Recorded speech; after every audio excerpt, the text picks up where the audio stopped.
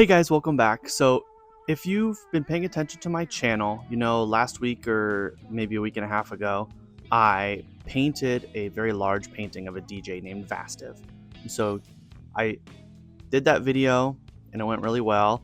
And I had mentioned in the video that I intended to do a sped up version as well, because that one was a bunch of clips of real time painting.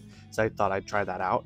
And so, this is that sped up video. So we're going to do basically the same process. If you've watched that one, or if you started to watch that one and got a little bored, maybe this one will be more your speed. It's going to be a lot shorter than that one. I'm hoping to get it like 15 minutes or so. So that's the goal. You'll know by the time you're watching this how long it takes, because it'll tell you how long the run time is going to be. But let's hope it's 15 minutes or so. And we're going to jump right into it.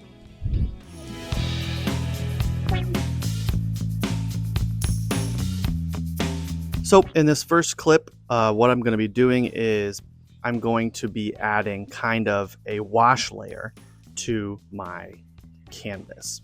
And so what I mean by a wash layer, you could also call it a toning layer. There's a bunch of names for it, but I usually refer to it as a wash or a tone layer. I'm going to come through with, a lot of people will just use like sienna, but for the sake of this painting, I wanted to do something kind of crazy.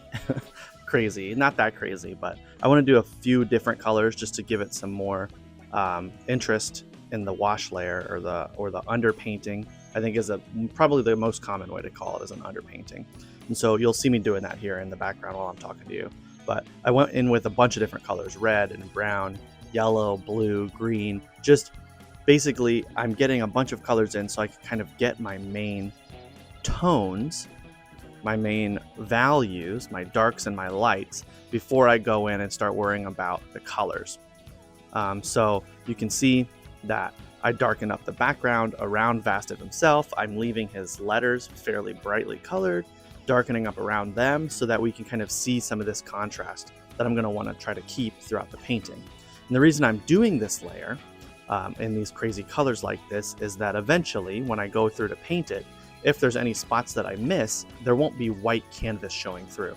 There will be some kind of underpainting layer showing through, still getting to the same effect that I'm trying to get to with my actual paint. But in this case, it'll be a very colorful underpainting. So if, for example, some of this section up in the top right corner that's kind of yellow, if I miss a spot there and some of that pokes through, it'll be yellow instead of being white. Or a section that's red, it'll be a little red poking through instead of white, which is just going to be a little more interesting, and it's going to help me avoid like pure white canvas poking through, which it should never do. I should always be painting thick enough that it's not a problem, but you never know.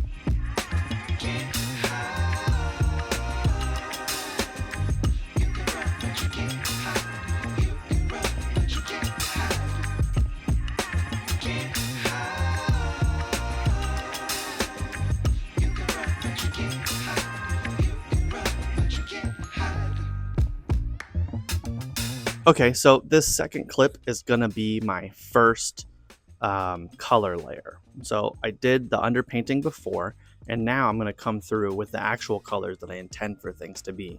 And so I'm gonna start in the background like I always do, and I wanna darken that up nice and dark. And you'll see I'm covering a lot of what I've already done, but that's the whole idea, right? It's an underpainting, so we want it to be underneath the painting. It's just a support layer. It's not going to be anything finalized. And so while I'm adding this first color layer, this first finish layer, I'm thinking about kind of where I want to go, but I'm also thinking about what I can do now that will help me for my steps in the future. So for example, in the background, I intend to paint a crowd. Well, in order for that crowd to stand out, I want the background to be dark. So those highlights that I do that are roughly skin toned, they're not going to be people exactly, are standing out. I want them to stand out off of the background behind them. So I got to make sure that's dark. And you'll see that I'm kind of starting to put a little bit of orangish color in that section. And that's just, once again, to preemptively get me toward the direction I want to be without worrying about it yet.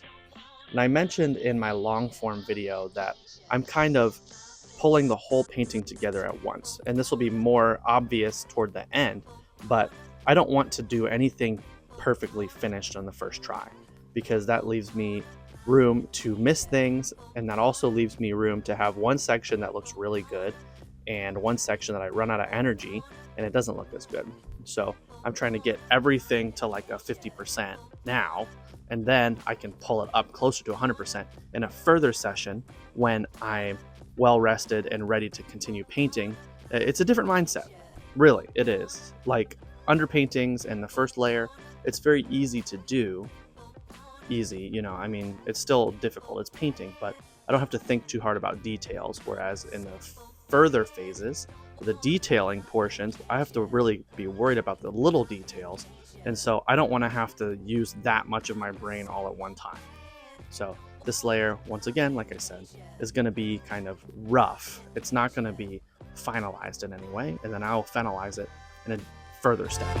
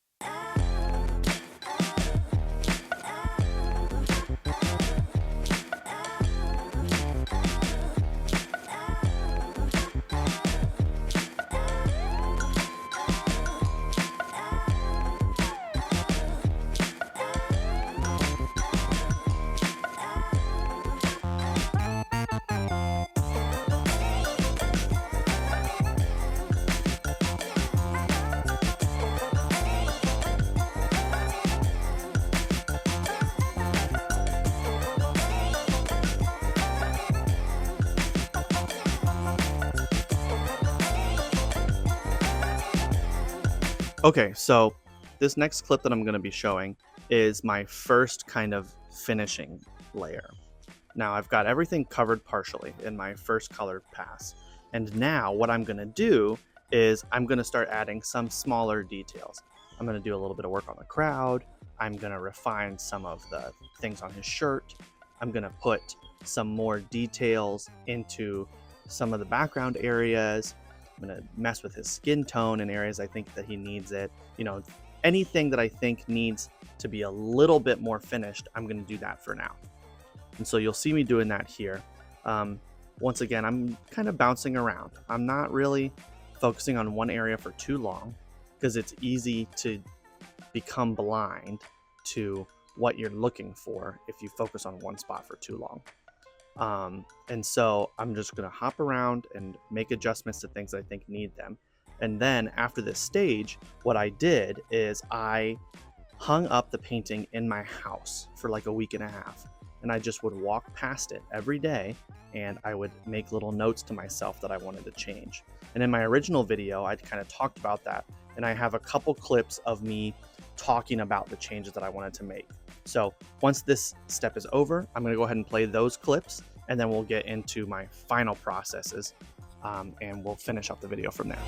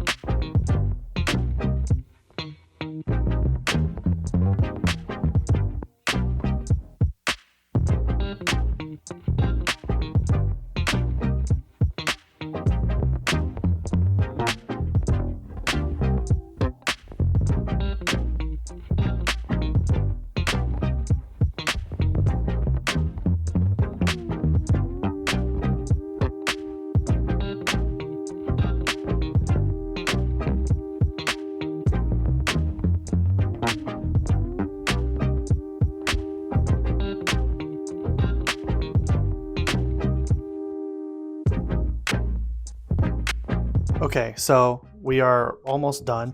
I've made a few adjustments. This is a PSA on the importance of references. I only had the one reference photo that I've been using for this whole thing. I couldn't really tell what was going on his table and with his speakers. So I went and I found the set from which this photo was taken, and I have adjusted things. So let me run you through what I'm going to make adjustments to, and then we'll call this done. So the speaker I didn't really like, I think was because it was too straight. You see, it's kind of straight up here, and that's not very good. They're actually more curved than that. So I went in ahead with a white crayon and I adjusted some things. So I've done that here. You can see that I've got some more curves going on. Same deal with this side. I'm going to put another one over here. It's going to cover up some of the background, but it is what it is. And then I went ahead and he actually posted his own video of his set. And so I got some good clips of what the table looks like.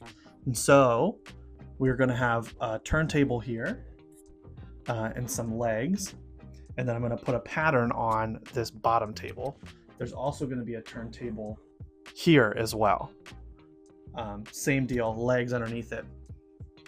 And then I'm going to adjust the letters, which I want to do, and add some highlights to the top of his shirt here, just for my own sake. And that's going to be everything. So let's get to it.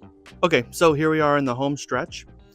You can see that I've marked off those differences like I showed you in the clip, and we're going to make adjustments to those to start. So I'm changing my DJ booth. I'm changing a little bit of my crowd. I'm changing a little bit of his shirt, and obviously those speakers are being made completely different. I'm also going to come in and add some more layers to my words. I don't think they're pure white yet. I want them to be a little bit more white. The more layers I add of this white, the brighter they're going to seem, the more they're going to seem like they're glowing, which is exactly kind of what I'm hoping for. So you'll see I'm pulling everything up together. And this is the stage that I kind of talked about earlier, where I don't want to perfectly finish anything. I want to kind of hop around and work on everything at the same time. I think in the original video, I used the analogy of taking a glove off. You don't just pull the whole thing off. You got to take off a finger at a time. Not a great analogy.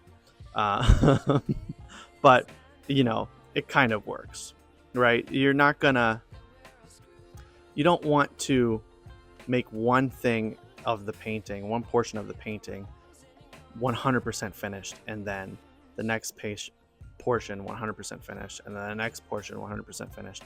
It just makes it harder on yourself to be consistent. So everything kind of being pulled up at once makes it a lot more simple and a lot more straightforward for me, the artist, and it comes up or ends up a better painting in the end.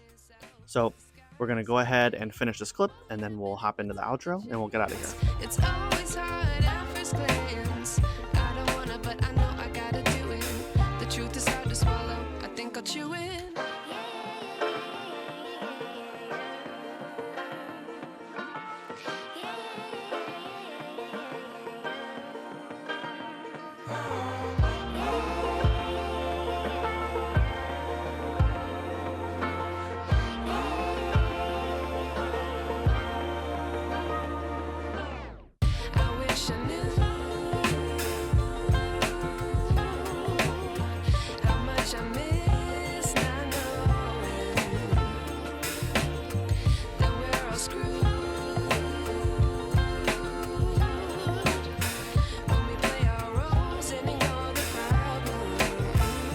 So that's going to do it for the painting process. I don't have the painting with me anymore. I've already given it to Chase, the guy who commissioned it for me. And it was pretty cool. When I initially gave it to him, I posted it on Instagram. If you don't follow my Instagram, do that. John Johnson __art on Instagram. 2 underscores. There's one with 1 underscore, and that's my old one. I can't get the password to it. I can't log back in. So John Johnson __art. But I posted it on my Instagram, and Vastiv, the guy that the painting is of, actually commented on the post and said how cool it was. And so that's pretty neat. Thank you. If for some reason, Vastiv, if you're watching this video, thanks for staying till the end. That's pretty neat. I doubt it, but it'd be cool. Leave a comment if you are. But yeah, it was a lot of fun to make. It was a good process. Wonderful painting. I'm very happy with the final result. I think it turned out really good, and obviously my client liked it. He really did. He was super excited, took it home, hugged me like 15 times while we were there hanging out, which is pretty cool. We took a few photos together with it. I'm waiting to see how it turns out when he hangs it up in the house. I told him send me a photo when he's got it all set up, so I'm excited to hear back from him there. But yeah, that's gonna do it. Hopefully I get some more big paintings. This was actually a really fun video to make. So if this is something that you guys liked, maybe if you watch both of these, comment which style you like more. This one's obviously quicker, but maybe you're into kind of more of a long form video. You like seeing more of the process in real time. Let me know what you think, which one you think is better. I appreciate you guys for watching. Like, subscribe, ring the bell, all the standard YouTube stuff. If you did like it, I would appreciate it. It helps the channel out a lot. And I will see you guys in the next one.